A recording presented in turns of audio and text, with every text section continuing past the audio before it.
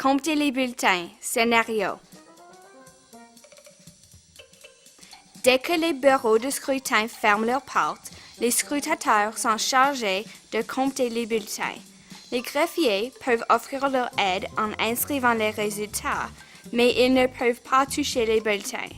Les agents de bulletins de vote spéciaux ou les représentants du Canada peuvent être présents et veiller à ce que le processus se déroule correctement.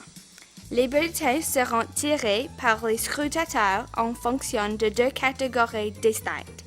Première catégorie, les bulletins qui n'ont pas été versés dans l'urne seront mis à l'écart et comptés.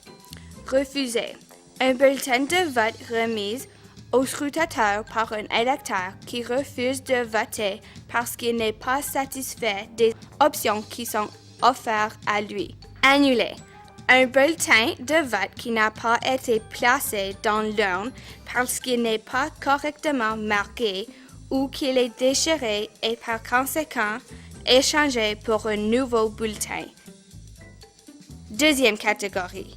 Les bulletins qui ont été versés dans l'urne seront tirés et comptés. Valide. Un bulletin sur lequel l'électeur n'a marqué qu'un seul candidat. Afin que le vote puisse être attribué à un candidat, le bulletin doit indiquer clairement la préférence de l'électeur. Un électeur peut marquer son bulletin comme il l'entend dans le cercle figurant à côté du nom du candidat. Rejeté. Un bulletin qui a été placé dans l'urne, mais qui n'est déclaré invalide par le scrutateur parce qu'il n'a pas été adéquatement marqué. Par exemple, si l'électeur choisit plus d'un candidat, cela s'applique même si différents symboles sont utilisés pour différents candidats. Par exemple, un X pour un candidat et un croche pour un autre.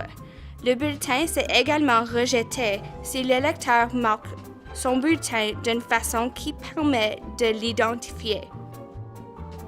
Notez les résultats sur le relevé de scrutin que vous avez reçu avec les bulletins et envoyez votre relevé à votre étudiant.